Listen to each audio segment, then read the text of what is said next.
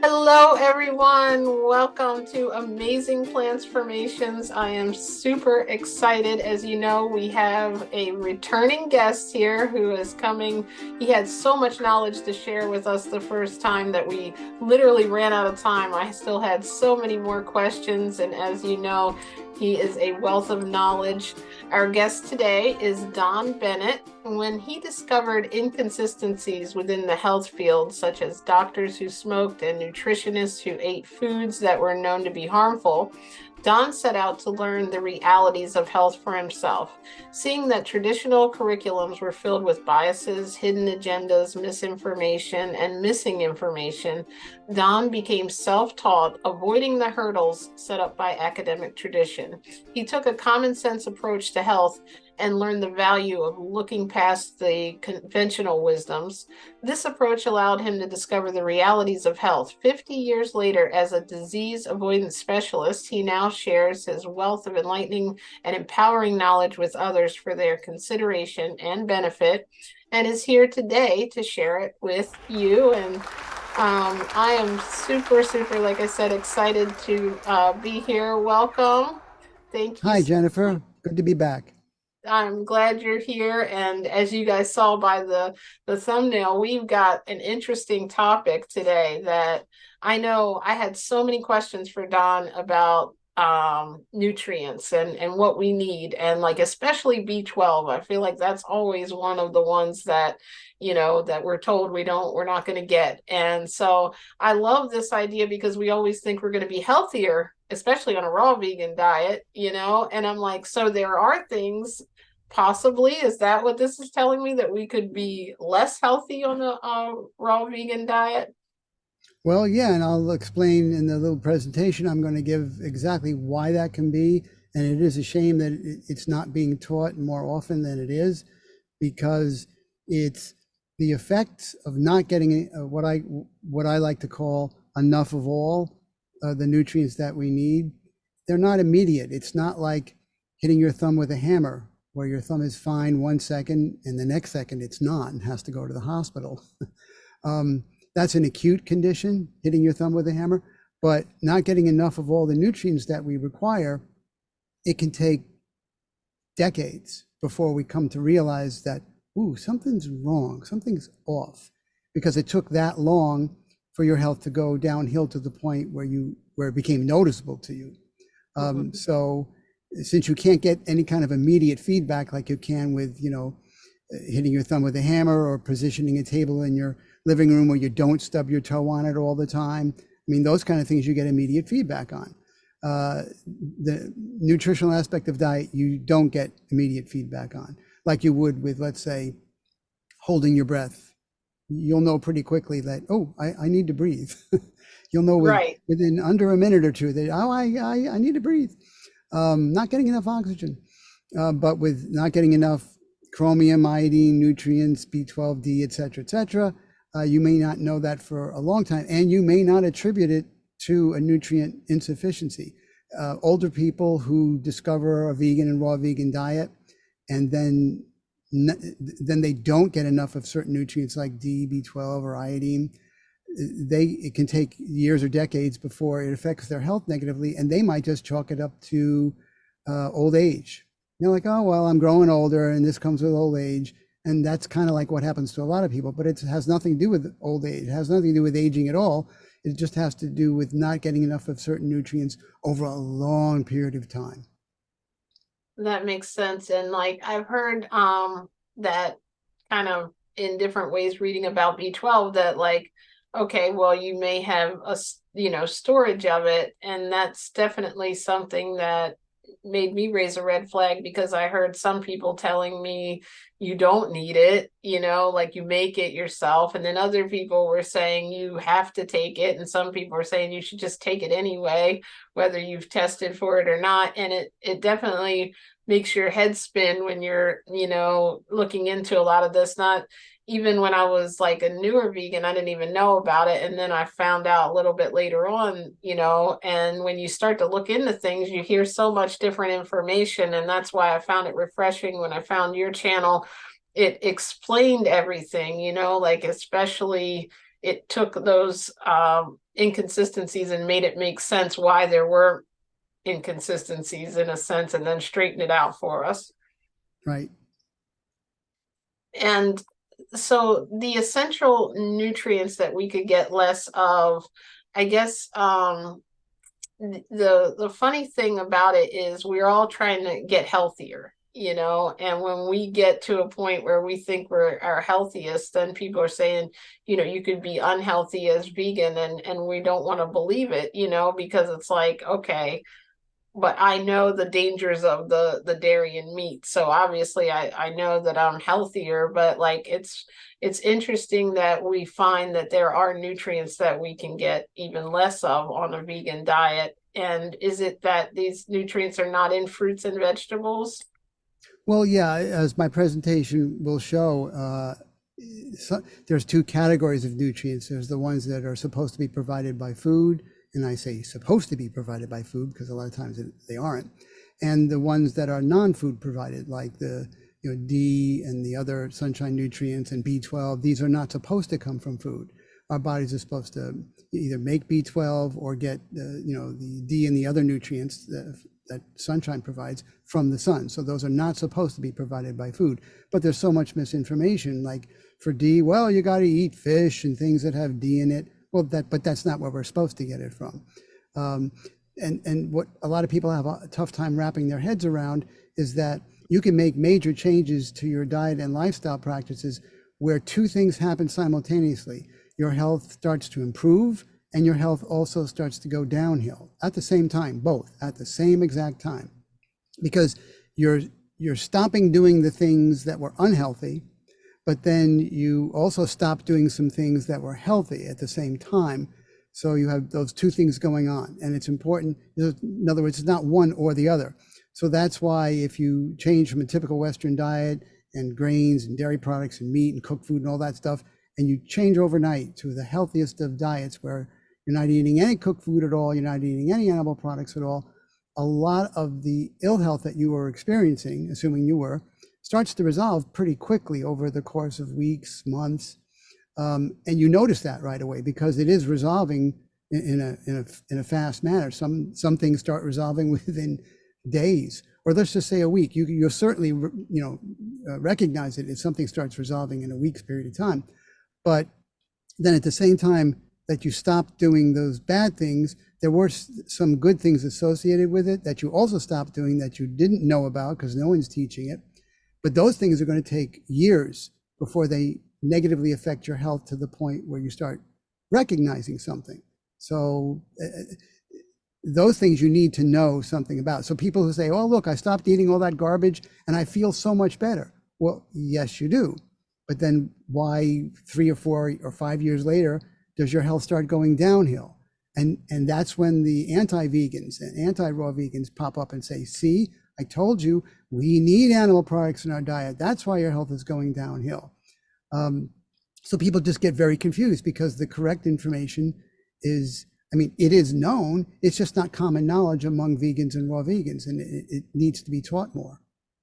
I think what happens a lot too is people, different industries are putting information out there. So they're wanting to project exactly what they want you to, to use. So like if I work, obviously if I'm a marketer in the dairy or meat industry, of course I'm going to say you need my product for B12, you need my product for vitamin D.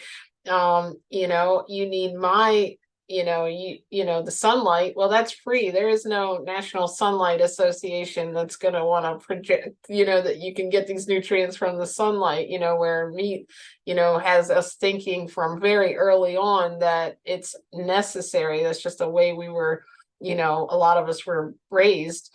And what you said, like, really makes a lot of sense because for me, like within 30 days, I was just already losing weight. My skin felt better. I had more energy. My back pain was completely gone that year. I never got allergies. So like you said, all these things start, happening where you're just feeling really good. And then, you don't really start thinking about nutrients and things like that. If people aren't telling you, it's very important that you hear it from somewhere. So I definitely appreciate the education and the health101.org and everything that you have arranged to put that information so a person new to this can find out right away what the healthiest diet is if they want to do that.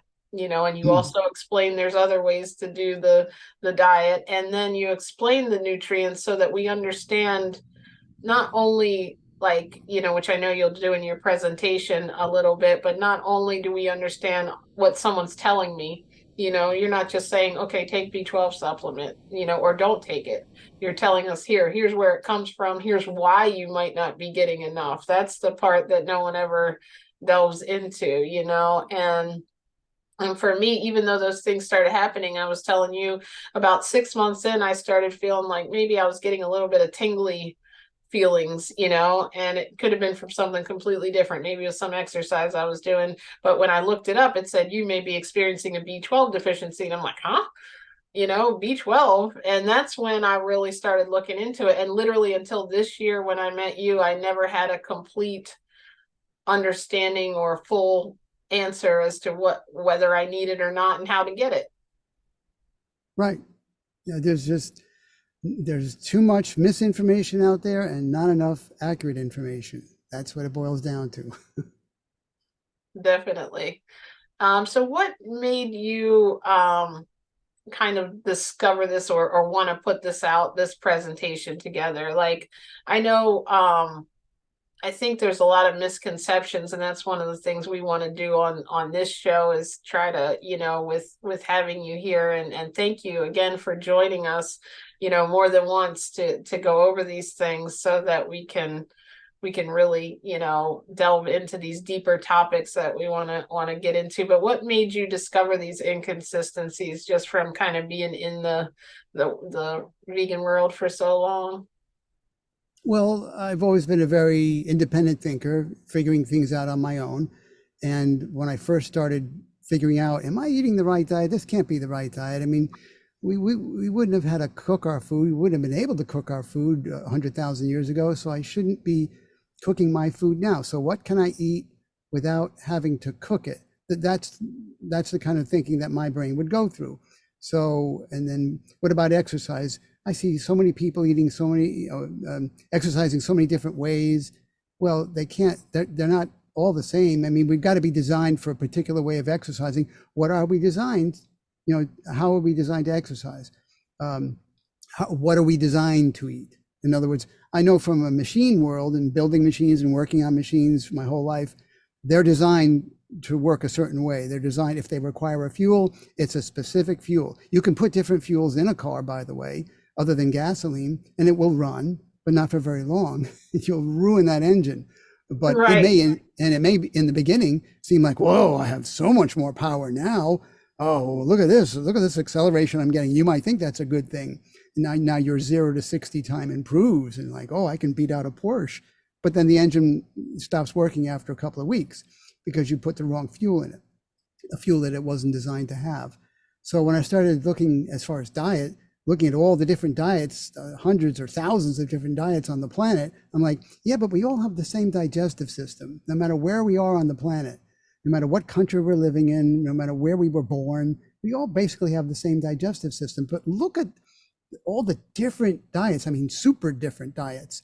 It can't be that we're going to have the same health outcomes from all these different diets. So then I figured out, well, all right, what are we designed to eat? Shouldn't be anything we have to cook. Okay, what can I eat without cooking? All right, of that, what specifically am I designed to eat from the things that I can eat without having to cook? Well, let's try applying the deliciousness test to it, or the toddler test to it. What will a toddler make a yummy face of eating, and what will a toddler spit out? Right. and look at you weirdly for giving it to them in the first place, like, broccoli or something, just raw broccoli. So I said, all right, well, that would be a good thing.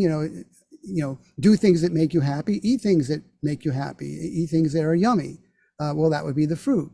So I went from eating fruit as a snack to eating fruits as a meal. Okay, so that just made more and more sense. And then I just assumed I'd be the only one on the planet, or maybe I'd be one of 12 people on the entire planet doing this, because maybe 11 other people figured this out for themselves too. What are the odds of me finding these other 11 people? All right, so I'll just be doing this. And then I discovered there were other people who have discovered how to do this. Maybe not themselves, but they discovered T.C. Fry, Herbert Shelton, or somebody, from a long time ago who had also figured it out, and they were teaching others. So there were other people who understood. But then I started bumping into the conflicting information within the vegan community and within the raw vegan community. I'm like, okay, well, this is absolutely not, these two things are diametrically opposed to each other. They're polar opposite. They both cannot be true. Logic demands that they both can't be true. Yet there can be only, it's not a matter of opinion, in other words. All these things that I'm going to be talking about today are not matters of opinion, although people have plenty of opinions on it. But what's an opinion based on? It's got to be based on something. So everything I'm talking about today, DB12, iodine, is based on science. It's based on facts. Now, some people don't like those facts, so they then come out with, counter facts, or what was the term that was coined a couple of years ago? Alternative facts. And when I heard that, alternative facts, no, there's no such thing as alternative facts. There's only a fact, or it's not it's only fact and opinion. And if it's opinion, you have an opinion because you don't have enough to be able to come to a conclusion about a fact. Here's a good example of it. There was a time when there was no way to know with any kind of certainty whether the sun revolved around the earth or the earth revolved around the sun. It was obvious that one of those two situations was true and that there was no third situation. So one of them had to be true, but there was no way to know which one it was. So everyone had their own opinions. And some said, oh, it's this. And some say, no, the earth is the center of everything. And that's because this and that. But there was no way to know for sure. So if I was living back in those times and you had asked me, well, what's your opinion on this, Don? I would have said, well, this is something that should be based on fact. There is a fact, we just don't have the way of figuring out what it is. So this is not a matter of opinion, therefore I'm going to have no opinion, because what would my opinion be based on? What I prefer to believe? Well, that's a stupid thing to base this on, because it's one or the other. It has nothing to do with what I would prefer to believe. I want to know what is actually going on. Sun revolving around Earth or Earth revolving around Sun, and there's no way to know now. Now, fast forward to today we do know. So today, anyone with an opinion on this, it really needs to, get in a time machine and go back to when all you could have was an opinion. Was an opinion, right? But today we can know as a fact which it is, and yet that doesn't stop some people of still clinging to the opinion of, well, no, you're wrong, Don. It's the other way, and these folks just simply their brains don't have the ability to deal with reality, and that's. I was having a conversation with someone today and I said, well, you try and talk about certain aspects of reality to a 4-year-old and all they're hearing when their parent is talking to them is, Right. And then when the parent finishes talking, the kid says, can I go out and play now? The kid's not upset. The kid's not upset about anything. It's just the kid's brain hasn't developed enough to be able to comprehend what the adult was saying to him. Well, that's what happens sometimes. There are some kids who grow up to become adults, yet that portion of the brain which is able to comprehend reality, and yes, I do know reality sucks sometimes, but still we have the ability to comprehend what reality is, but some adults don't. So all they're left to do is just have an opinion.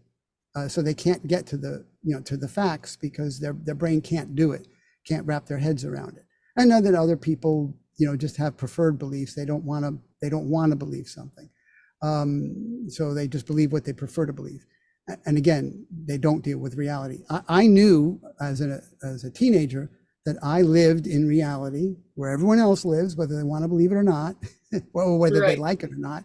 So I want to deal with reality. That's going to ultimately be in my best interest to know what the real deal is, even though it may suck. And I may want to believe something different. Too bad, I'm going to believe in what the real deal is. So that's how I started doing my research. And that's really the way all researchers do their research, wanting to find out what the truth is, what the facts are.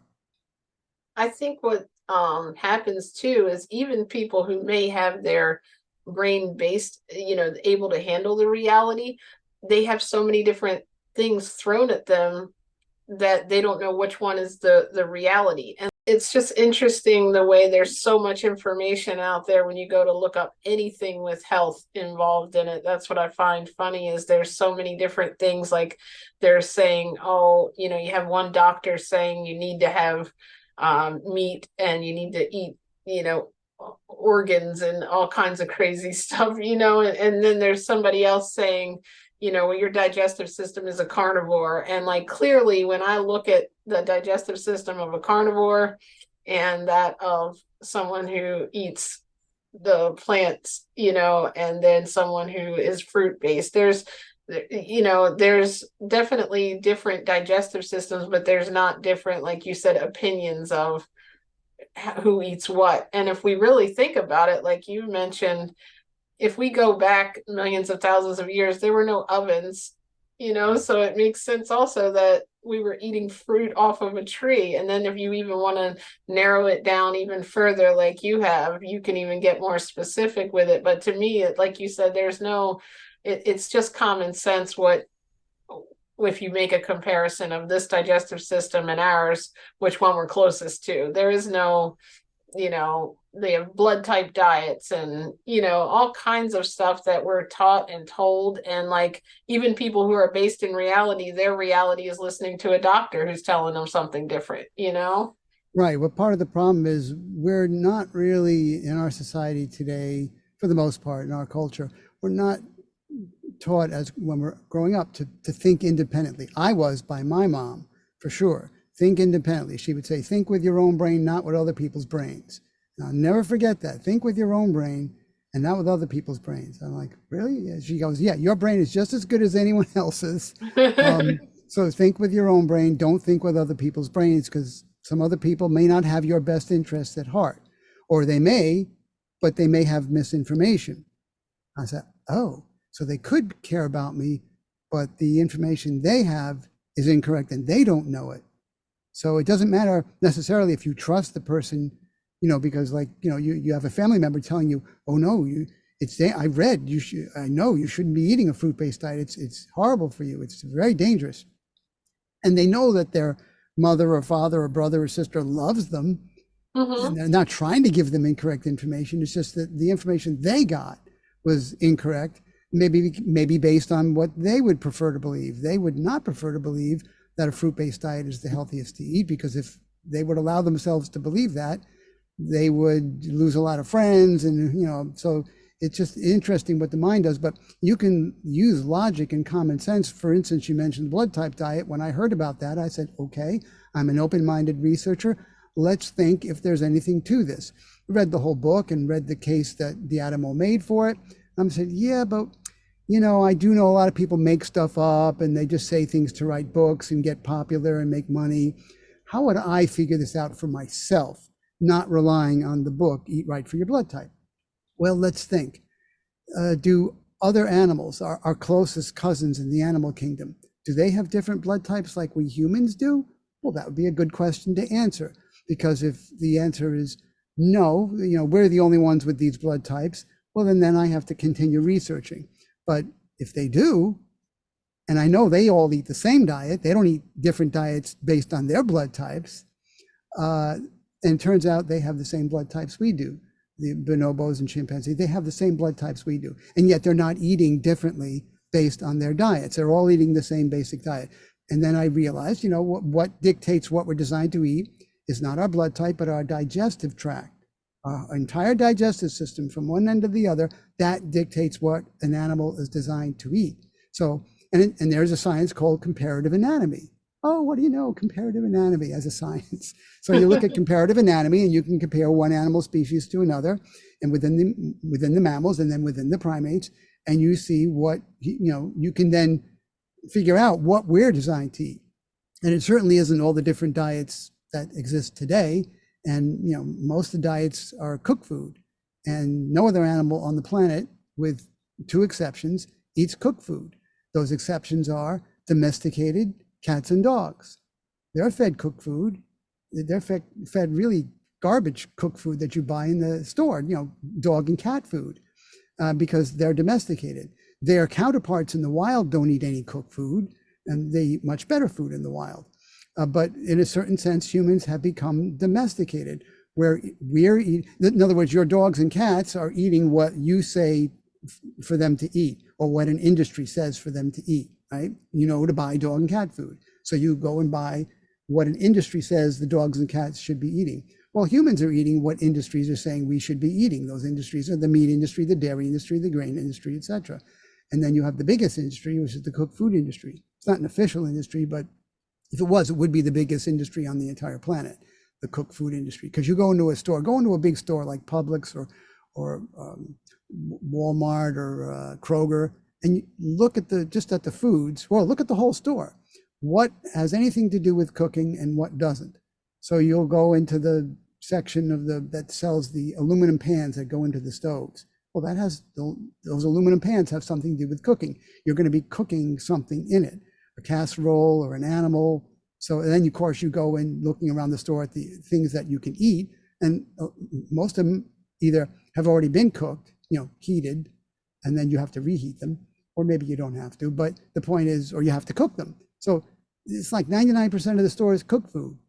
Then you go into the produce section, like, oh, okay, thank God, there's apples.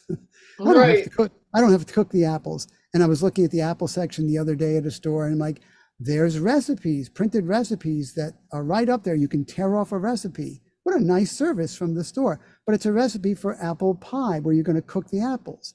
And then someplace else, it was cooking the peaches and cooking this. And now you're cooking, they're cooking everything in the produce section. Well, and the bananas to make banana bread and banana pudding. It's horrible what we do without thinking about it, how bad that is. And someone was saying, well, what's so wrong with cooking the food? It doesn't do anything to the food. I said, oh yeah, take a frying pan, put it on the stove, turn on the stove. Don't put anything in the frying pan, no butter, no margarine or anything. Just turn the frying pan on, get it hot enough where you're going to break your eggs into the pan. But instead of breaking the eggs into the pan, take your hand and put it into the pan. And you're going to tell me that there's no damage done to the tissue of your hand? Of course there is. And would you categorize that change as bad or good? Well, I'd say it's a bad change. So you're telling me that no damage has been done. And the ultimate example is take an egg, break it open into a clear bowl, and separate the yolk from the white of the egg. By the way, where's the white? Look in the bowl. Do you see anything white? I see something that's yellow, which is the yolk. Take that away. But what's left? It's a clear, translucent substance. It's not white, but yet they call it the white of an egg. Okay, I wonder why. Well, we'll find out in a second. So you look at that. That's the albumin of the egg. It's pure protein, 100% protein. Look at it, touch it, taste it, smell it, right? And then throw it into the frying pan. Everything about it changes. The color changes. Now it's the white of an egg because it's white, and it tastes different, smells different, feels different, because you've just damaged all that protein. That's what you've done by throwing it, that's why some people who work out in gyms, bodybuilders, they know not to cook the eggs. They know to eat the eggs raw. I'm not saying that's good to do. That's still not good to do. We can get all the protein we need from fruits, unless you want to grow your muscles to abnormally large sizes. Well, then you would need additional protein that we're normally not designed to get, because you're doing something abnormal. You're trying to grow your musculature to abnormal sizes that it was never meant to get to. So that's just like in the wild, you see animals, they don't have all these different sizes, like they're one weight usually, you see things walking around in the wild. There's not like, oh, he's a heavy, whatever, Oh yeah, but then all you got to do is look at movies that were made in black and white, because they were made back in the 40s and 50s before they invented color film. And look at the scenes. Like there was a movie made, and it was in Manhattan. I think might have been even a documentary, but it showed Midtown Manhattan in New York. All the men walking around with those hats that they wore in those days. But you didn't see anybody who was overweight. Certainly nobody was obese, and no one was overweight. Everyone was thin as rails. You're looking at hundreds and hundreds of people in Midtown Manhattan during midday, where it's really busy, right? That's the business section of Manhattan. And there's no overweight people. But that was back in the 40s. Fast forward to today and look at a similar scene that I saw in a movie the other day that was made quite recently, and just over half the people are overweight. Well, what happened? There wasn't an alien pointing a weight gaining ray at the earth from their planet. So something happened here to our society where we became overweight. But being overweight, and especially being obese, is a good thing, not for us, not for the people experiencing it, but for certain industries. The medical industry, the pharmaceutical industry, they love overweight people. They love ill health. The more ill health, the better as far as they're concerned. And that's part of the problem with the society we live in, where when ill health is, as it goes up, profits go up of some very powerful industries. Well, that's not a good correlation. That's not a good thing, because those industries will try and make sure that ill health gets more, not less. And they They'll will try also, enhance the foods that we're eating are okay. Of course you do, everything in moderation. Sure, have some, have your meat, have your, that when you were talking about that white of the egg, it reminded me how people used to keep the grease that would harden up and then they'd cook with it again. And it's like, did you see how that hardened up? That's probably right. hardening up in your arteries the same way, because your body is, at a high temperature, just like, it's just, it's very, it's disturbing to think about that. I used to eat that way, to be honest with you, but I guess we all have to come on our journey and learn. And I know where people are, because it's like sometimes you also, I don't think it's that they can't base it in reality. They want to ignore, I was just making a post on Facebook about this the other night. When I was doing things that I shouldn't do, I don't want to hear bad things about it. Like, okay, when for the very brief time that I smoked when I was, in my late teens, early 20s, of course, when a commercial would come on about the anti-smoking, I was clicking it off. I didn't want to hear what was going on, just Sure. like the same with a lot of things. Like when I was eating meat, of course, I didn't want to hear that and the problem was, though, I never really heard that I didn't, no one ever told me it was a bad thing to eat meat. They told me I should eat healthy, eat more chicken, maybe eat less red meat, but Right. they never told me that meat was causing issues. I never knew that type 2 diabetes was caused by a certain, by fat, insulin resistance. Like little things that I know now, it's like that's one of the things that fuels me. And I know you, over all your years of doing this, is to make sure people have the knowledge. If you want to keep doing what you're doing, that's cool, but at least now there's an alternative way, that you can live and you can have more control of your health. Right. Now, you said before this expression, which brought back a memory for me.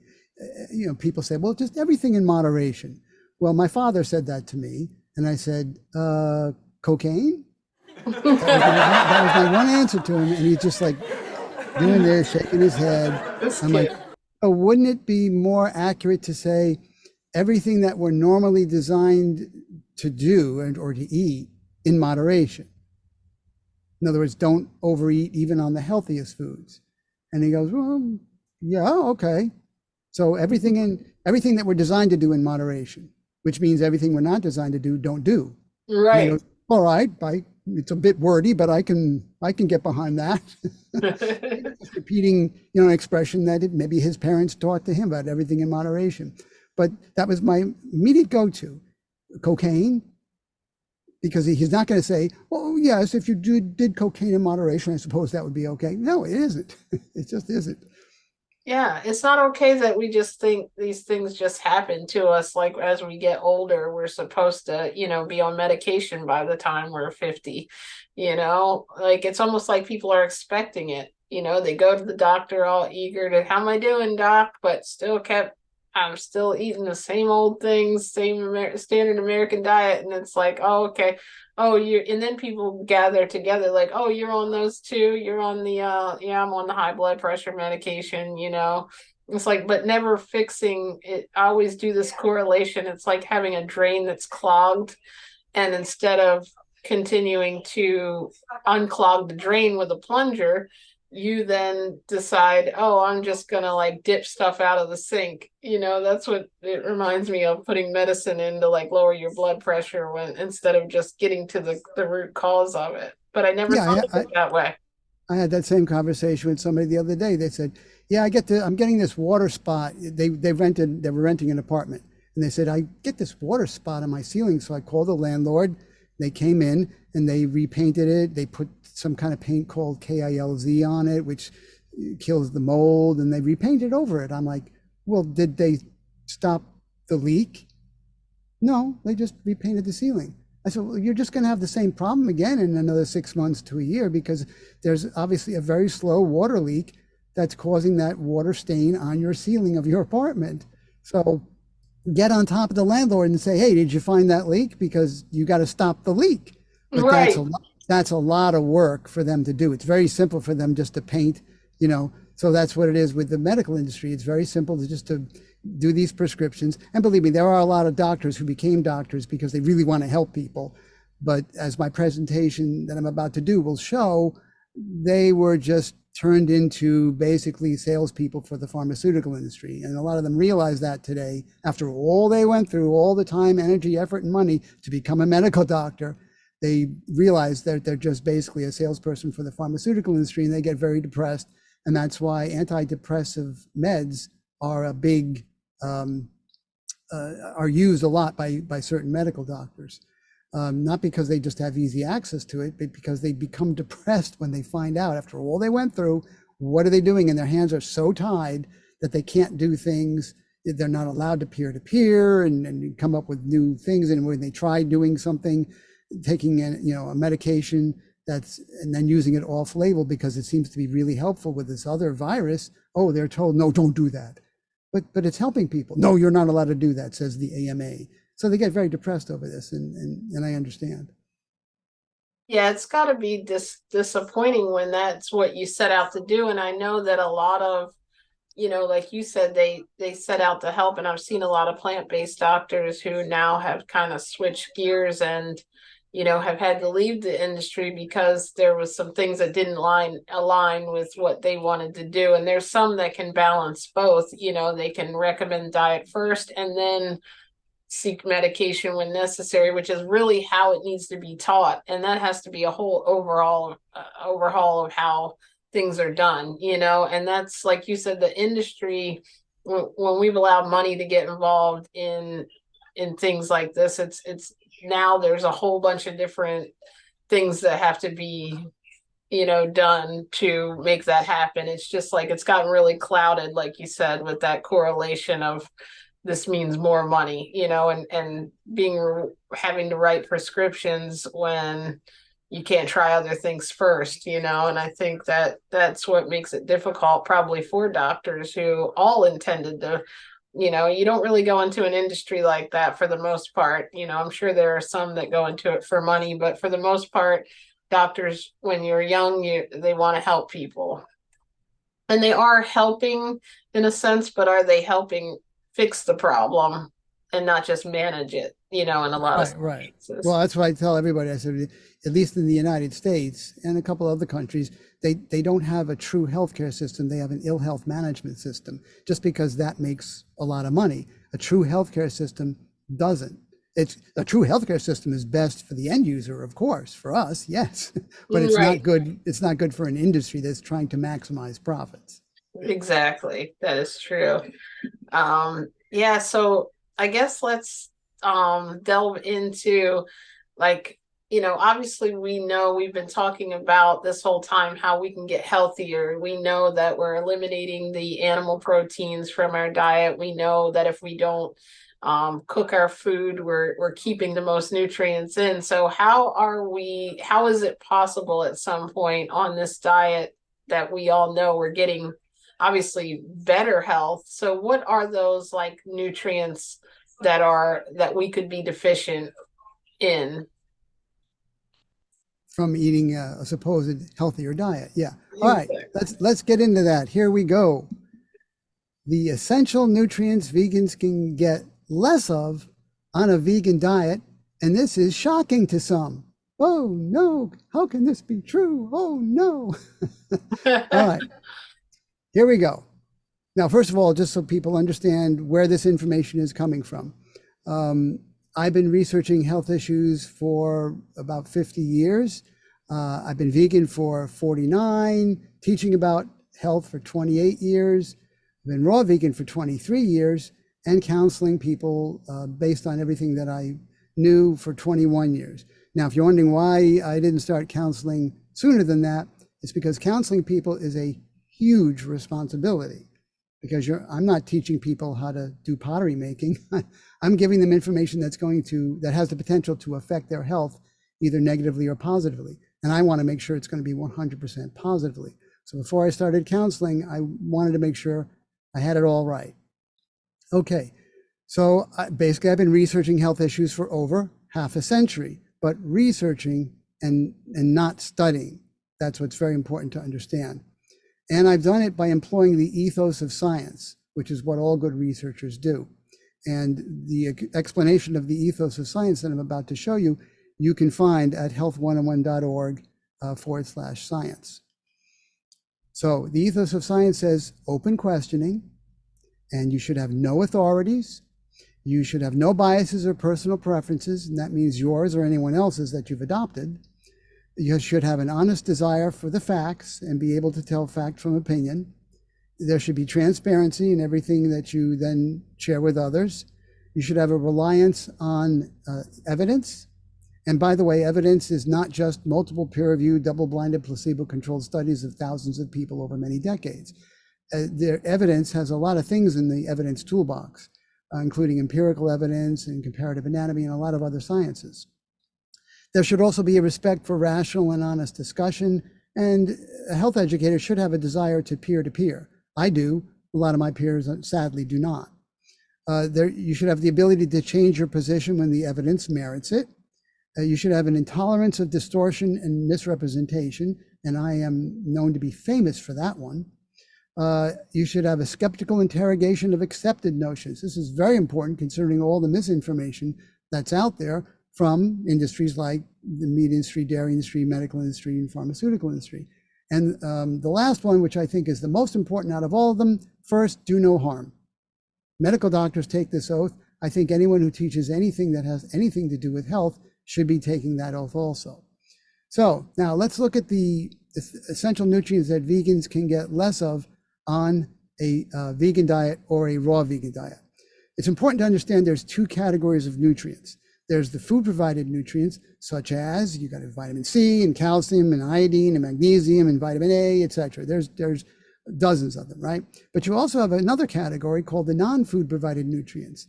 Now, there's not many in this category. It's just basically B12 and D for the most part, D+. And if you're wondering what that plus sign is, it should always be there. If you see anyone writing an article where they have a D without a plus next to it, you can be very suspect of that article, because the plus sign represents the other equally important nutrients that Strong Enough Sunshine makes in your skin besides D. D isn't the only one. There's others, and just like D, they don't come from foods that we're supposed to be eating, and unlike D, they don't come from supplements. So if you take a D supplement to adjust your vitamin D level to bring it up, let's say you were found to be low, and the doctor or the practitioner or the naturopath says, you should take a D supplement to bring that up because you're very, very low. Well, if you just take a D supplement, you're going to be leaving behind all those other equally important nutrients that comes from Strong Enough Sunshine. That's why a D supplement, anyone who recommends a D supplement to you obviously does not know what they're talking about. So it calls their information into question, or should call their information into question. So here's the three most problematic nutrients that I found from all the people I've been counseling for as long as I've been counseling people, vegans and raw vegans, I should say: iodine or iodine, we'll get to that in a moment, B12 and D+. Three most problematic nutrients. So let's do iodine first. It's not a vitamin. Some people say, well, then it's a mineral. A lot of people think it's a mineral. So it's not a vitamin and it is not a mineral. Well, wait a second. If it's not a vitamin and it's not a mineral, what is it? It's an element. Ooh. How many people have heard of we needing an element in our diet? We don't need a lot of them.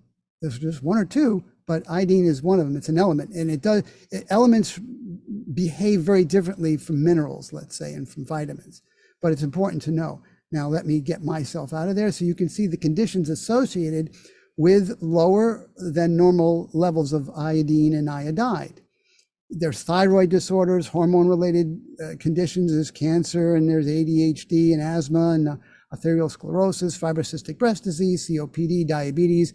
headaches, liver disease, ovarian cysts, PCOS, acne, abnormal weight, and also your body is not going to have as good a time with infections as it would if you had a proper level of iodine and iodide in your body.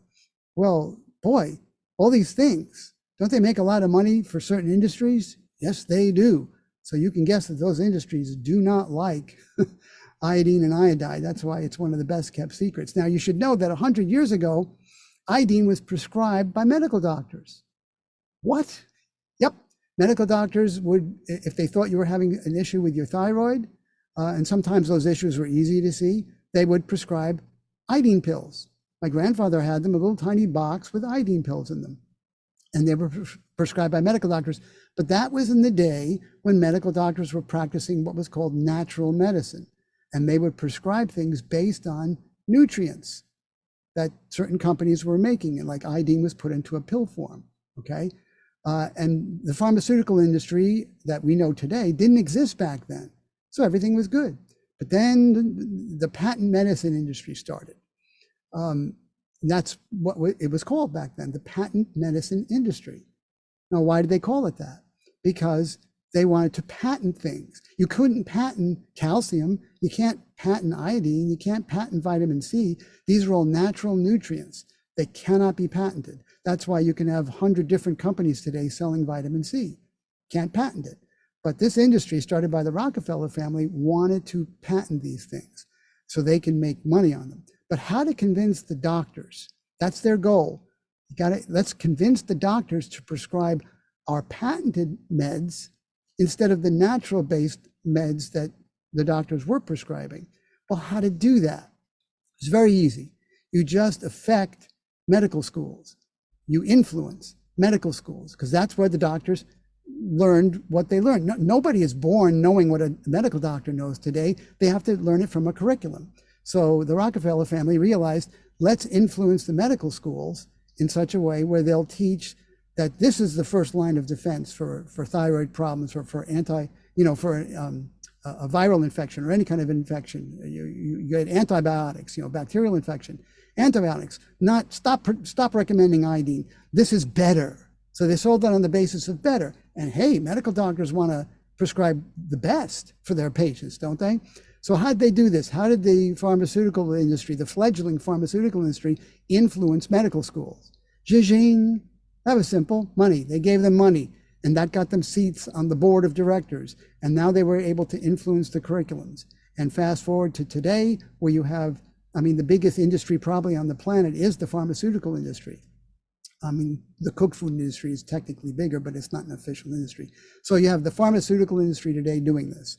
And that's a bad thing. Now, if you want to read a whole article that I wrote about how this happened with specifics, and it's just jaw-dropping to read this, health101.org/art_iodine12. And that's one of about 20 different iodine articles I have.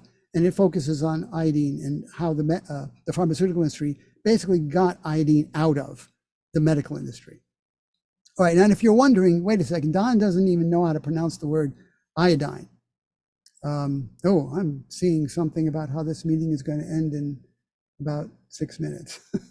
I don't think I'll be finished by then, but we'll see how far I can go before it finishes. So if people are saying, I don't trust what you're saying, you can't even pronounce the word iodine correctly. Well, I am pronouncing it correctly. It's pronounced iodine, and it's in a family of elements called halogens. And in there you have iodine, bromine, chlorine, and fluorine.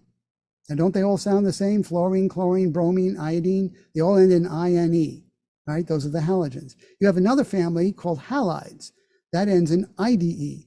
You got fluoride, we've all heard of that, chloride, bromide, and iodide. Oh, so this explains it. Maybe Don does know what he's talking about after all. So you have iodide and iodine. They're two things, they're two sides of the same coin, basically. But some organs in our body require iodide and some require iodine. Isn't that amazing? So for instance, the thyroid requires iodide. That's why iodide was added to table salt. That's why they made iodized table salt. Iodine is required by breast tissue. So women who want to prevent breast cancer should make sure they get enough iodine. You want to make sure you have a good thyroid, Now you have to have enough of iodide. Okay, so here's how to know how important iodine and iodide is to the body. And I'll just use the word iodine to represent both unless I need to make a distinction. This is a cell. You're looking at a cell right there, and you got trillions of them. Did you know that every cell has an iodine receptor? Oh my Lord, every cell has an iodine receptor? Look at that. That kind of means that iodine is very important. Iodine and iodide, very important for the body. So there's the receptor, and there's some iodine parked in the receptor. But what if you haven't been getting enough iodine, but you've been exposed to chlorine, fluorine, bromine, and other things? They tend to park in those receptors because they're chemically, or structurally, I should say, they're very similar to iodine. So if they're parked in there, and then you do start getting some iodine from something, and it comes in, can't park there, okay? You have a parking space in your underground parking garage, in your apartment complex where you live, and you have spot number 273. That's your spot, and it's always there when you come home from work. But if you come home from work one day and someone's parked in spot 273 and there is no other spots to park in, you have no choice but to leave the parking garage. There's no place for your car in that parking garage. So that's what happens when we start being exposed to fluorine, bromine, chlorine, and things. They get into those receptor sites so that iodine, when you do start getting some, can't even park there. So then you have to start doing things to help kick those other things out, especially bromine. So this just shows you how important iodine is to the body. Here's another way to tell how important iodine is to the body.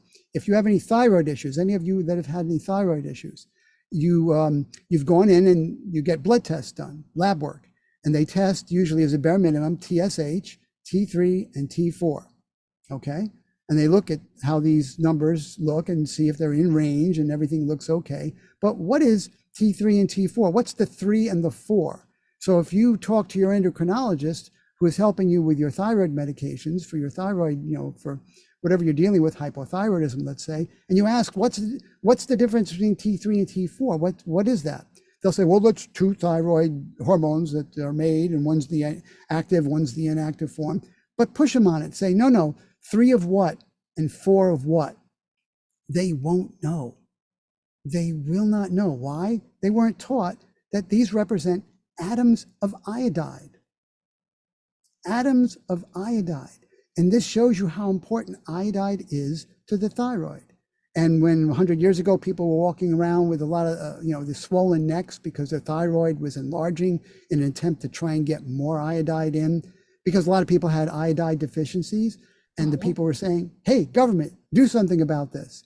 And the government said, okay, all right, keep your shirts on. We'll figure this out. And they figured it out that it was a lack of enough iodide in the diet of Americans. So the government ordered the food industry to put iodide into something so Americans would get it. And they did. They figured out it binds well with the chloride in salt, sodium chloride. So put it in salt. So then they came out with iodized table salt, which everybody at the time used. So the goiter issue went away. Now, unfortunately, they didn't put enough iodide in table salt to give you whole body tissue sufficiency of iodide, but the government doesn't care about that. They just wanted people to stop complaining to them about what was going on. So this just shows you how important iodine and iodide is to the body. So don't let anyone tell you that, oh, they're not. So here's the questions that come up. Should you take some? Well, testing is very important first. Why? If you don't know how low you are, how do you know how much to take? Well, that sounds logical. So that means testing is important. Plus, there are 2 tests. And those 2 tests, they correlate with each other. The results will correlate. So either they do this, or they do this, or they do this, or they do this. And knowing what that means is important to the practitioner, which then gives you a particular protocol to do to raise your iodine levels properly. So you're not going to know how to do that.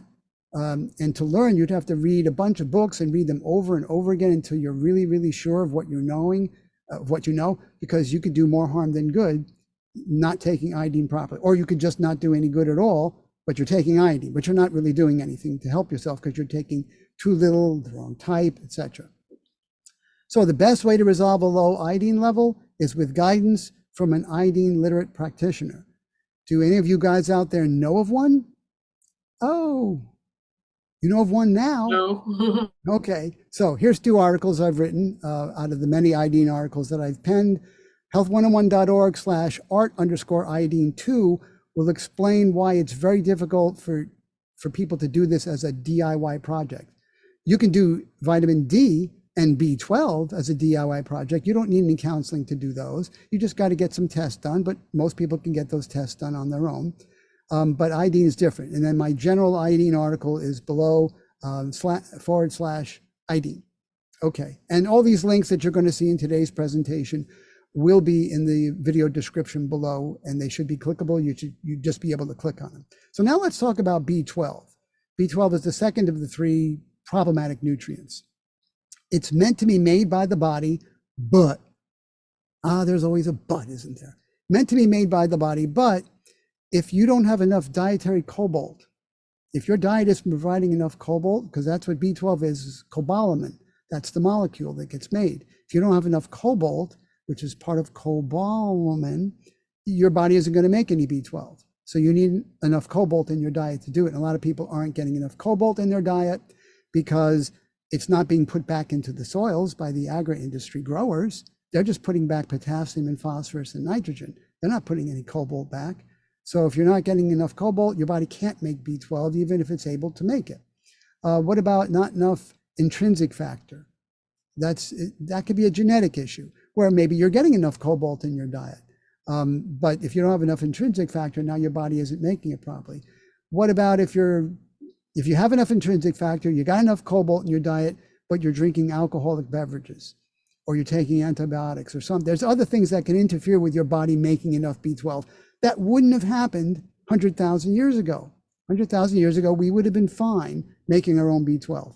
But what about the demand aspect of it? Because I was just talking about the supply aspect of it. But you've heard of supply and demand. Well, here's the demand aspect of it. What if today your body's B12 demand is higher than it would have been 100,000 years ago? So it's making what it has evolved to be able to make, but that's not enough because of all the stresses in your life. And stress just gobbles up B12. So that's another thing to consider. All these things point to possibly having to take a B12 supplement. Okay, so here's my everything you wanted to know about B12 but didn't know to ask article. But you can find out more about all this that we're talking about in my B12 article, which is everything you've ever wanted to know about B12 but didn't know to ask. I read that and I agree with him. That is everything you want to know. Okay, so that was B. Let's go on now to D+. Again, the plus sign represents what? Yes, that's right. I hear you guys out there. You're picking up on this stuff. That's good. The plus sign represents the other equally important nutrients that sunshine, strong enough sunshine, makes in the skin, besides D. So D and all the rest of them are meant, again, to be made by the body in the skin, but, another but, if you don't have enough dietary cofactor nutrients, because most things have cofactor nutrients where if you're low in those other ones, those companion nutrients, the main nutrient isn't going to be utilized properly. So nutrients have various relationships with other nutrients. So if you're low in certain cofactor nutrients, like magnesium especially, your skin could be making vitamin D and those other nutrients, but they're not going to be really utilized very well by the body. So I've had people that I've counseled that were using a phototherapy device or were sunning themselves down in Florida, and yet their D levels were just rising very slowly, slower than normal. Should not have been rising that slowly. So we looked into the diet, and I'm like, well, you're just not getting enough of the nutrients that your body needs to be able to process the D. That's why your D level isn't rising. So once they got certain nutritional help into their diet, then D shot up, no problem. And all the other ones, the ones the plus sign represents. So obviously, if you don't have strong enough sunshine, it's not going to be making, so you could be out at noontime and the sun is out and there's not a cloud in the sky, but it's not strong enough to be making any kind of nutrients in your skin. So that's something else you got to think about. People have what's called the vitamin D winter. That's the time of year where the sun is at such an angle, shining through too much atmosphere to be able to make all those nutrients in your skin. And then also it depends on your skin tone. The darker your skin tone is, the more difficult it is to make those. So If you have a very dark toned skin, well, you, like everybody, all other humans, are designed to live in a certain part of the world, the so-called cradle of humanity. But then you move to Canada with that same dark toned skin. Okay, now you got a problem because the sun isn't as strong in Canada as it is in equatorial regions. So now you may need some help with vitamin D and those other nutrients. So, and then some people just don't do enough sunning. I've counseled people who live in South Florida, for crying out loud, and they have low vitamin D levels. There's no excuse for that. Most of the year, maybe for a month and a half to 2 months, the levels can drop a little bit during their winter, but for most of the year, no, they're just not sunning themselves. But some people, even if they did, not going to help. They're living too far away from the equator. So that's where something like this comes in. This is a phototherapy device. And what it does is it recreates the wavelengths of the sun, the UVB rays, and those are the spectrum of the sun that makes the nutrients in your skin. But it doesn't make the UVA rays, the damaging rays, the rays that cause your skin to wrinkle over time. So it just makes the UVB rays. So this is an example. It's one of the few examples of how we can improve on nature. and a lot of people need something that can improve on nature. Again, if you're living in Canada, we're not designed to live in Canada.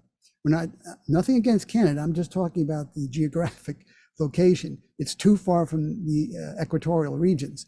So the sun isn't strong enough of the year to make the nutrients we need in our skin to prevent a lot of illness. All right, so there's the 2 links. You can find out more about this device at /Sperti, and that's not an affiliate link. I don't sell these. I specifically don't sell them. I could. They have an affiliate program. I don't sign up to it because I don't want anyone to say, oh, that's an affiliate link. Yeah, so you're just recommending this so you can make money. Well, now there's proof I'm not talking as highly as I do about these things because I don't make any money from them.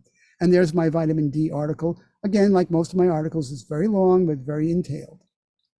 All right, let's see what else we got. Okay, so the essential nutrients that vegans can get less of on a vegan diet. But why? Specifically, why is this? Well, the typical Western diet contains fortified foods fortified with D, B12, and iodine. Now, again, D and B12 are not even supposed to come from food in the first place, but they're put into processed foods because people aren't getting enough of them. So that's where a lot of people eating the typical Western diet are getting their D and B12 from. Again, not enough, but they're getting some. And their iodine if they're using iodized table salt. But then when you stop eating fortified foods and you go to a healthier diet that has no fortified foods in it, well, now where are you getting these things from if you're not taught to keep an eye on them? So vegan and raw vegan diets do not contain any fortified foods. That's really important to think about. Certainly when it comes to D and B12, because now you got to make sure you're getting enough, and you do that with testing to make sure you're okay. And iodine, same thing, testing to make sure, because it's just not in the foods that we're eating. And I don't know anyone here by show of hands using iodized table salt? Anyone using table salt? No, I don't see any hands going up. So there you go. So where are you guys getting your iodine from? All right, so question, do I have to eat foods fortified with these nutrients to get them? I've actually had vegans and raw vegans ask me this. Do I have to go back and eat cereal where the B12 is sprayed right on the cereal as it goes into the box in order to get enough B12? Well, no, there's supplements that you can take. So the answer is no. D plus is supposed to come from strong enough sunshine or a phototherapy device. So you get the phototherapy device if you need to. B12 and iodine can come from a nutritional supplement. Now, you might hear this, right? Once you start eating enough fruits and vegetables, you don't have to worry about nutrition, right? A very prominent raw vegan educator actually said this. That's why there's quotation marks around it. But from everything you've heard over the last 10 minutes in this presentation, would you think this is true? No, it obviously isn't. And yet he's saying this, and people who hold him in very high regard and are learning from him and then are so enthusiastic, they go out and start teaching, and this is what they teach. And that's why you have a lot of people not teaching what I'm teaching you today. All right, so here's some recommendations specific to DB12 and iodine. Get tested for DB12 and iodine. And I've had people that I would communicate with on my Facebook group, say, okay, well, Don, can you tell me where do I go get the D test, the B12 test, the iodine test? And so I was able to write articles so you can do it yourself for D and B12 in order to get those levels tested. And then in the article also tells you about if D is low, don't take a D supplement, get a phototherapy device. So they're pretty straightforward. There's not a lot to know. You just read the article a few times and you got it. And you can figure out where to get the test done. You don't need any guidance for those. But I couldn't write a similar white paper for iodine. It's just too complex. So what I did is I created a problematic nutrient testing service, a counseling service that I have that just tests D, B12, and iodine. And if you're low in D and you bring it up with a phototherapy device, you'll be bringing up those plus nutrients, the other nutrients also. So you can find out about this counseling on my website by going to my website /counseling. Now, don't follow one educator. These are some just in general recommendations. Don't follow one educator, because if that educator is not teaching about the plus of the D plus, that's bad. If they're saying, yeah, I'm not against supplements. If you're low in D, take a D supplement, but that's a bad recommendation. And then you got other educators. The one who said that quote earlier, once you start eating enough fruits and vegetables, you don't have to worry about nutrition. He was asked during a Q&A session, well, are you saying we shouldn't take any, what if I think I have a B12 deficiency? You're saying I shouldn't take a B12 supplement? And was his answer. He said, if you think you have a B12 deficiency, sure, take a B12 supplement. I'm not against that. Is that a good answer? No, that's a horrible answer. Why? What should his answer have been? Again, the question was, if I think I have a B12 deficiency, is it okay to go take a B12 supplement? Should I take a B12 supplement? And the answer is no, because what if you don't have a B12 deficiency? What if you think, because you just said you think you have one? How do you know? You can't know unless you test first. So if you tested, you wouldn't say, I think I may have one. Because if you tested and the test said you have one, you wouldn't say, I think I have one. That means you didn't test. So the answer should have been, if you think you have a B12 deficiency, get tested to make sure that's what you have. And if that's what you have, then yes, take a B12 supplement. Because the reason being, if you think you have a B12 deficiency, you start taking B12, but that's not actually what you had, but you were misinterpreting the symptoms that you had, well, then whatever it was causing your problems are just going to continue and get worse and worse because you're going down the wrong road. You didn't have a B12 deficiency. So taking B12 when you don't have a deficiency isn't going to help you. So that's why testing should come first, and don't follow one educator. You want to find the conflicting information. I know this sounds counterintuitive, but there's plenty of it out there. So you want to find it. So you can say, aha, okay, I see 2 or 3 educators here saying 2 or 3 different things. Oh, I now got to figure out which is the correct one. And hopefully one of them is. Hopefully it's not all 3 are incorrect, but usually one of the 3 will be correct, especially if I'm one of the 3. So multi-source education is best. Be a researcher and not a student. I tell people this all the time. Learn as a researcher, not as a student. Students tend not to question what they're being taught. They may ask questions of clarification, but they don't tend to question their instructor, their teacher, okay? Researchers question everything they learn from anybody. It's nothing personal, it's just what they do because they want to make sure they're getting the truth. They understand that people can have learned incorrect information and now teaching incorrect information. So there's a lot of well-intentioned, well-meaning raw vegan educators out there, naturopaths out there, teaching inaccurate information, but they don't know it. So invest for your future health. That's what I'll say. So in other words, the phototherapy device, yes, it costs $500, but that's an investment for your future health. Once you understand how important having a sufficient D and those plus nutrient levels is to optimal health, you'll put it on the credit card and pay it off over 4 years if you have to. And people have done this. They've sold items at a yard sale to raise the money to buy a phototherapy device. They've sold blood. They've done whatever they needed to do to get one once they understand how important it is. And these are people, again, not living in equatorial regions. If you're living where the sun is strong enough all year round, just sun yourself. Don't overdo it. But again, the advantage of a phototherapy device is it just makes the UVB rays, which make the nutrients, and you're not getting any of the UVA rays, which are the damaging rays to the skin. And I'll say this as one of the last things I mentioned in my presentation. Yes, everyone's entitled to their own opinions, but everyone is not entitled to their own facts. Please remind people of this. Okay, so here's a couple of links that are good to have for continuing education. One is the /lovefruit page of my website, and one is the /reading. On the reading page is about a dozen articles that have been recommended by the people who've read a lot of my articles, saying these were the most helpful to them. So that's on the reading page. Now, here's the 3 books that I've written. The first one is just a general book for people to kind of wake them up to the fact that eating the typical Western diet and listening to certain, mainstream news media about how to be healthy, not the best route to take if you want optimal health. The second book is a Q&A book for raw vegans. It's 200 of the best questions that I've been asked that I never thought about. So these are great questions, and I put them and the 200 answers in that book. And the last book was written out of anger, because once I discovered a lot of the misinformation in the raw vegan community, I said, okay, this has got to stop. And it's a very thin book. You can't tell from the photo, but fortunately, it's a very thin book, that last one, but it's full of nothing but misinformation. But it labels it as such and explains why it is.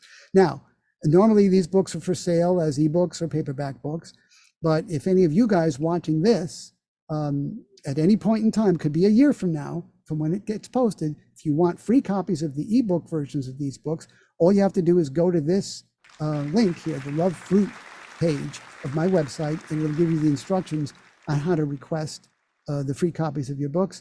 But the catch is, you must mention Jennifer's podcast. You must say you heard about the offer on Jennifer's podcast. Okay, this is the Facebook group that I admin and moderate. The link to this, it's a long link, so I didn't want to bother putting it here, but it'll be in the video description below. You click on that, it'll take you right to the group. You can sign up and join, and there you can just basically ask me anything. I'm also one of the world's leading experts on electric vehicles. So, well, what does that have to do with health?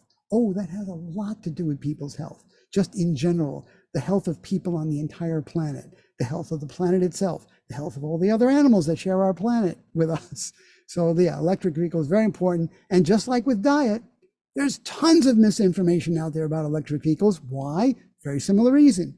There's a meat and dairy industry correlation with electric vehicles. There's the oil industry. The oil industry doesn't want anyone buying electric vehicles. Well, why? Because every electric vehicle that gets sold is one less vehicle that uses their product, and they don't want to make less money. They want to make what? More money. So they hate electric vehicles, and they put a lot of misinformation out about electric vehicles, just like the meat and dairy industry does about a vegan diet. Okay, I'll leave you with this. My favorite quote is, what can do you great harm is what you know. That just ain't so. So thanks very much.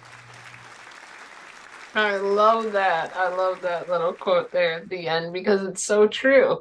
And for like the whole blocks of time of this journey that I've been on, starting in 2019, week 3, after reading a bunch of stuff, I was like already convinced. I knew exactly what I should be eating, and I was eating all these vegetables, a little bit of fruit, and I was starting to feel good. But like you said, when you come from a certain diet, what I was eating, like, all kinds of, cheesesteaks and things like that, going into all the processed foods and cereal. And all of a sudden I come into eating vegetables. Obviously, I'm going to feel better, and then I realized, even after that, I'm like, oh, okay, and then I realized, oh, wait, there's, this and that, and now all the way down to like finding you with all this information with fruit. This is 5 years later that I'm still learning. And all that time I thought 2 years ago, I thought I knew everything.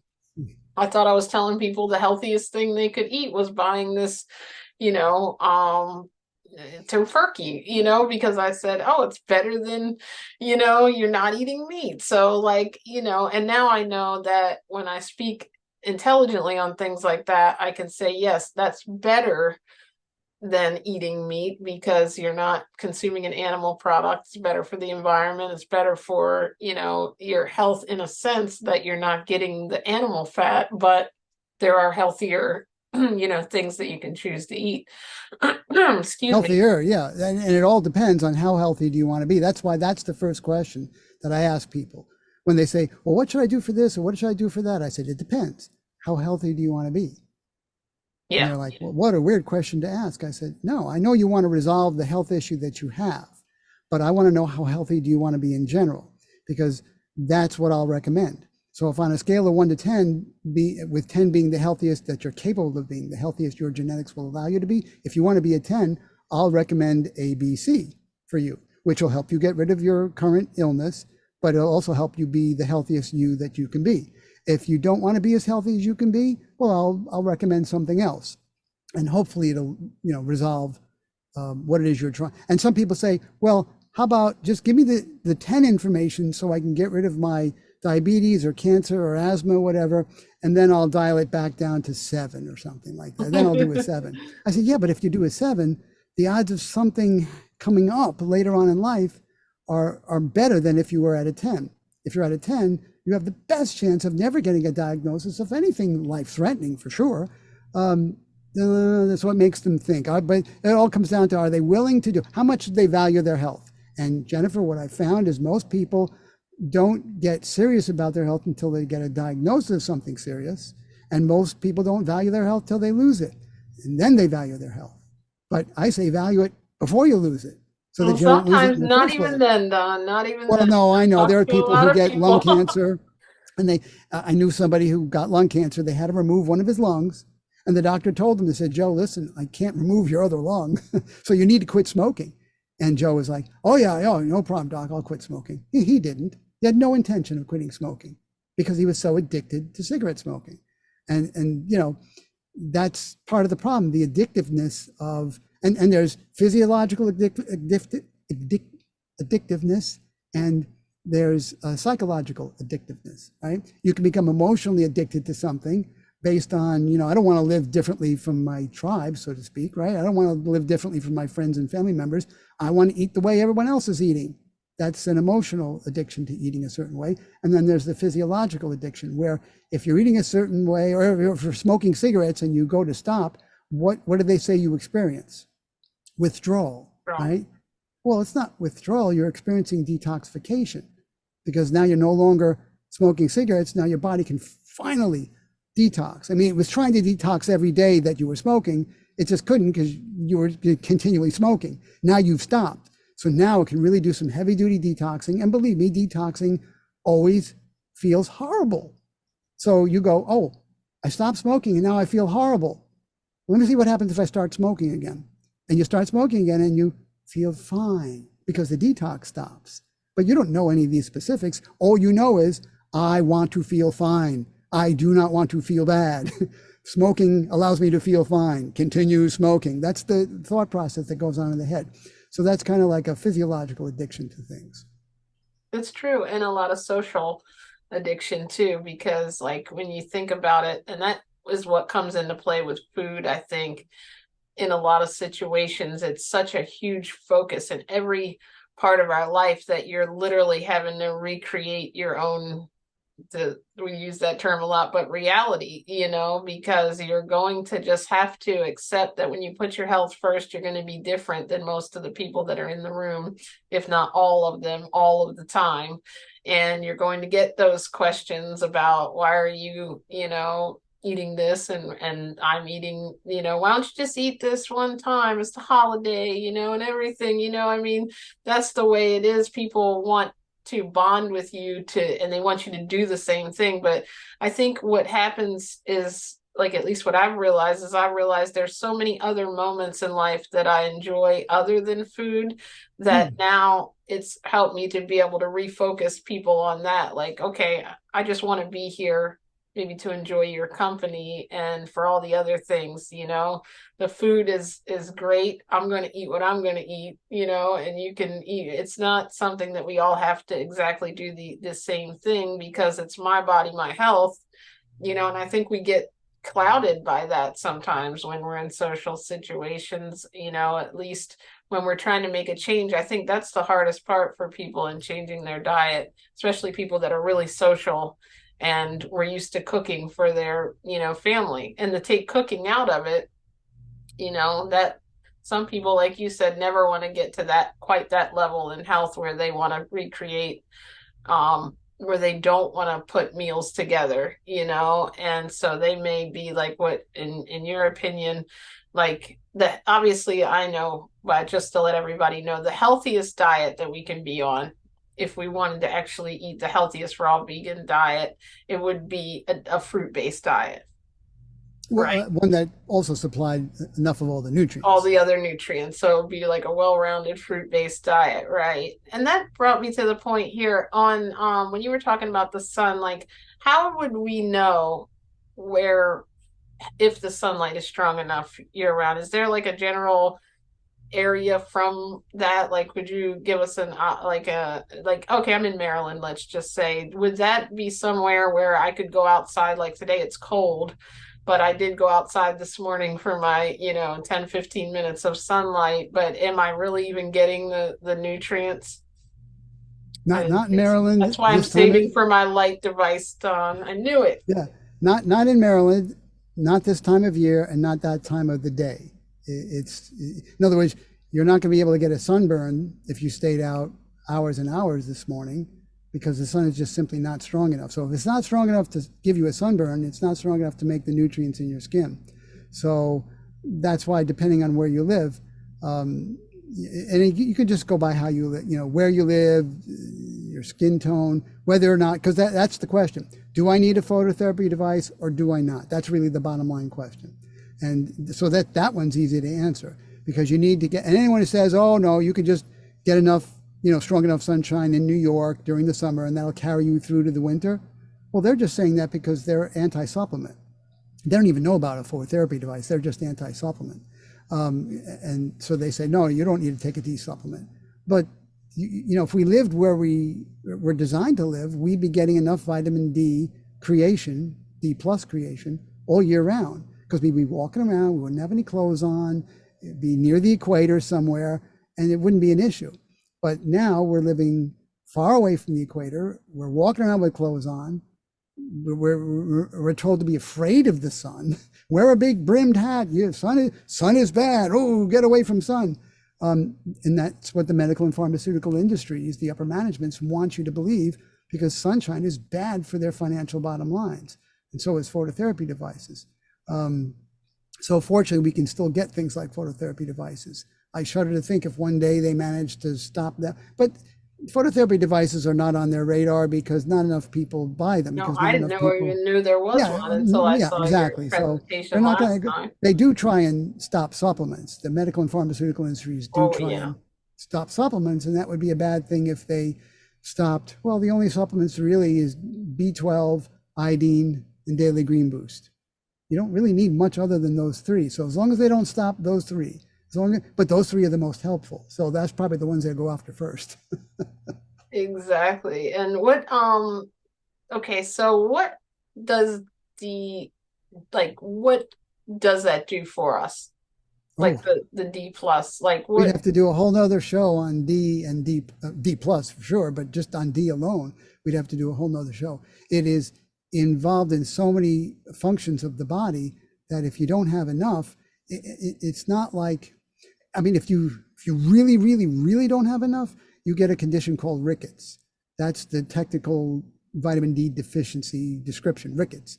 And that means it's a softening of the bones. So right there, you need enough D to have strong bones, resilient bones, so they're not softened, and break easily. That's rickets.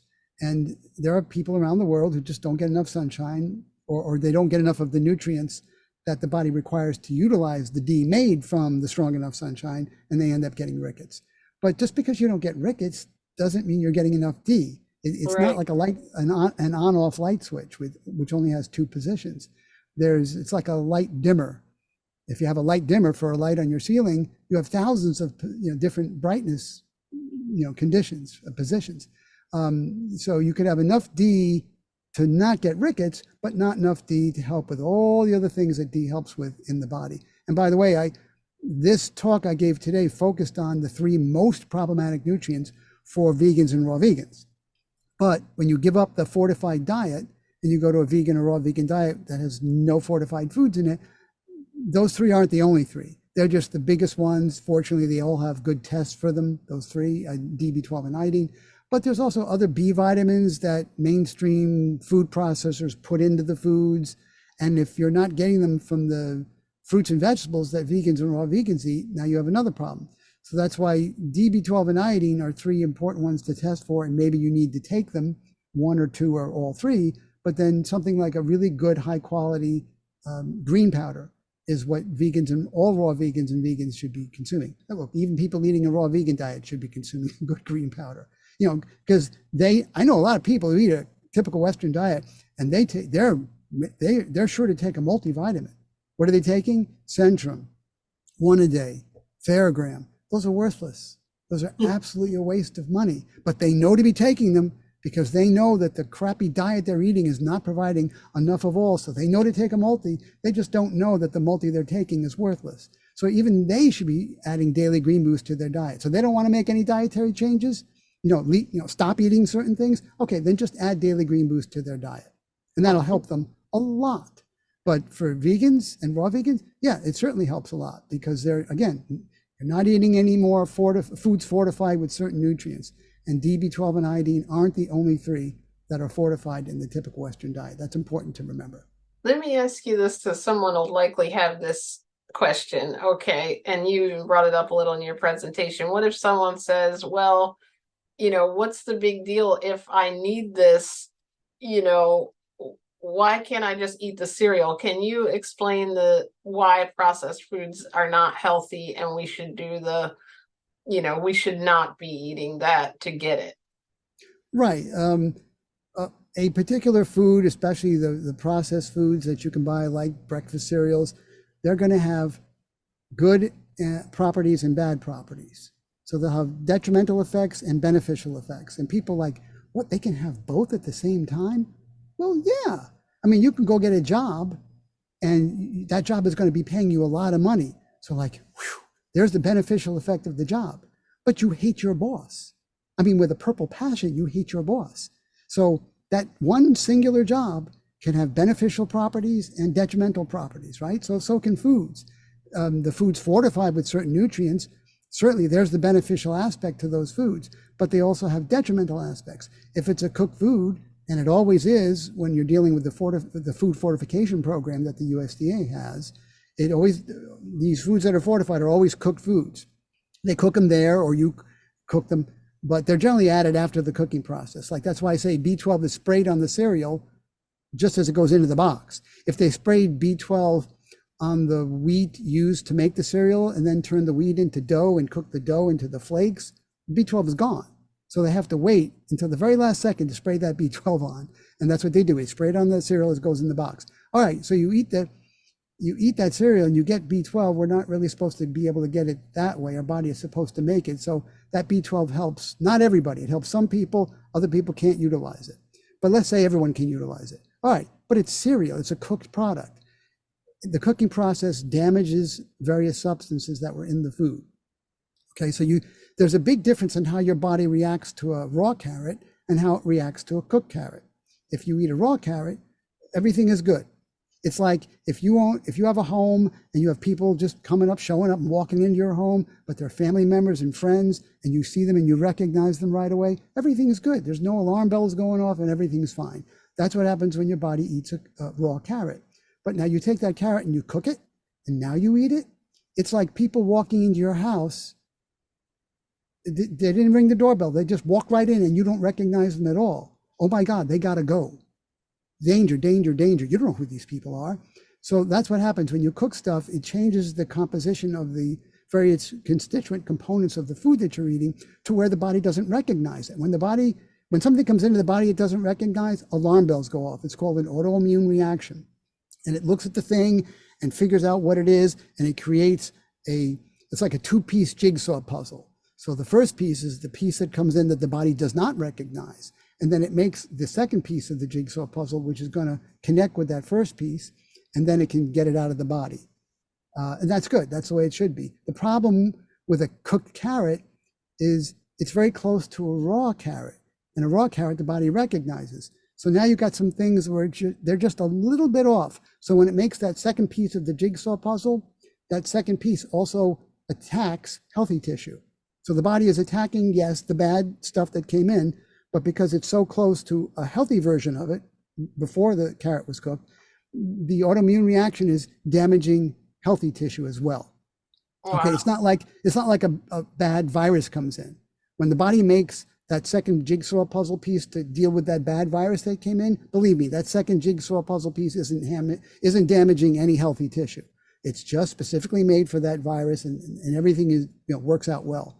But with cooked food, no, that's why anytime you eat cooked food, you're creating these autoimmune reactions in the body, and the antibodies that are being created damage healthy tissue. That's why, and it's specific. So you eat cooked milk, which is pasteurized milk products, the body is always making antibodies to deal with that. Those antibodies happen to also bang away at there's a part of the pancreas called the island of Langerhans, the islet cells that are responsible for making insulin.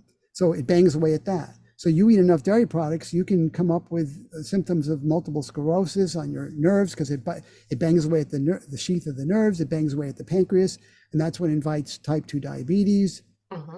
And these are just autoimmune reactions. Arthritis, there's plenty of autoimmune reactions, right? Lupus, arthritis, all kinds of things.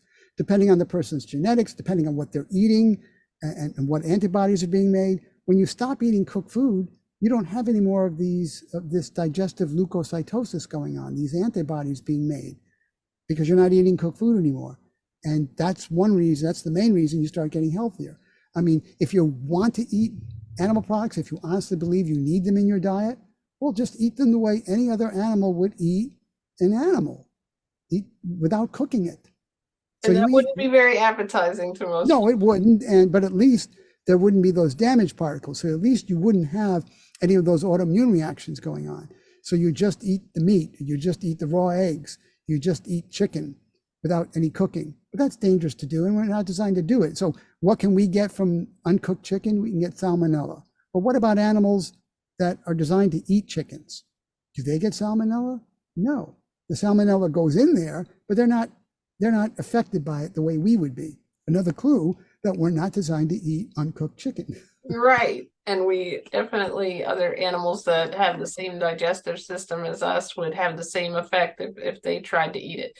Well, right. And then not to mention in the cereal, I was even also thinking about all those red dye number 5 and all the chemicals and the sugar content. But then on the front of the package, it says 9 essential vitamins and minerals, but they don't tell you all the other, things that you're getting to, which are harming, our body, not to mention the processing part. We did have one question that I wanted to read to you from my Facebook group when I had posted that we were going to, be uploading this. And it was from Muriel, who is a member of our group. And I had it up here, and then it accidentally it closed it out. So she wants to know my favorite TV show. No, that's the... oh, no, that was somebody else. That was a different person. She didn't have all those questions this week, right? I love it. That was Tessa, I think. She was really interested in your favorite movie, your favorite TV show. That's right. Let's see. So it was a question about iodine, but she had 2 of them. I remember the other one without getting quite to it yet, so I'll read that one. Remember what that one was. She was asking if you eat watermelon and nuts together, and I think someone answered underneath about the food combining thing. Would the watermelon wash the fat away, basically? Like, would that be helpful to eat those 2 things at the same time, I guess, because one has a high water content? Or is the nuts still giving you a high, is still having the same effect on your body when you combine those 2 things? Well, when you combine a meal of watermelon and almonds, let's say, for example, since those 2 foods require 2 completely different digestive environments, and since those 2 foods have completely different transit times, in other words, watermelon does not have to spend a lot of time in your stomach at all. I mean, it's in there for just a few minutes and then it gets moved along. Nuts require a lot of time to spend in your stomach to get digested properly before it's allowed to move on into your small intestines. So if you eat two different things with two different transit times and they require two different digestive environments, but yet you're putting them both into the same place, all hell is going to break loose. So nothing good is going to come out of that at all. Absolutely nothing. There's no benefit to doing that at all. There's nothing, or if there was benefit, it'd be this much benefit, but there'd be this much detrimental properties. So one definitely outweighs the other. So the way to get less fat content is just when you eat almonds, just eat only what you can hold inside your fist. In other words, put them in your fist, close your fist. You got to be able to look at your fist and not see any almonds. I don't see any almonds, but there's some in there. That's your meal of almonds. Okay, Got it. Not a whole bag of almonds. Right. But no, food miscombining is a huge thing. Just remember, two different digestive environments, two different transit times. I've always maintained good low blood pressure, even at my highest weight, 247. My blood pressure was around 118 over 72. Usually I'm around 108 over 68, and my resting heartbeat is 54. I haven't taken my blood pressure since I've eaten raw rat. Crave salt. Should I be adding iodine to my diet, and how much? Thank you. Would that be something that she would reach out for counseling, or would that mean that because she craves salt that we might need iodine?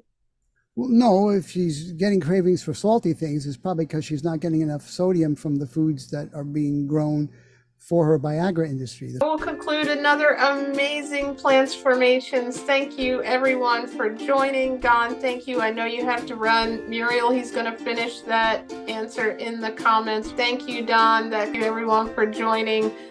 We have our returning guest. He'll be here for your questions. Leave them in the comments. Thank you everyone for joining. I appreciate you. And Don, we appreciate you being here. Thank you, everyone.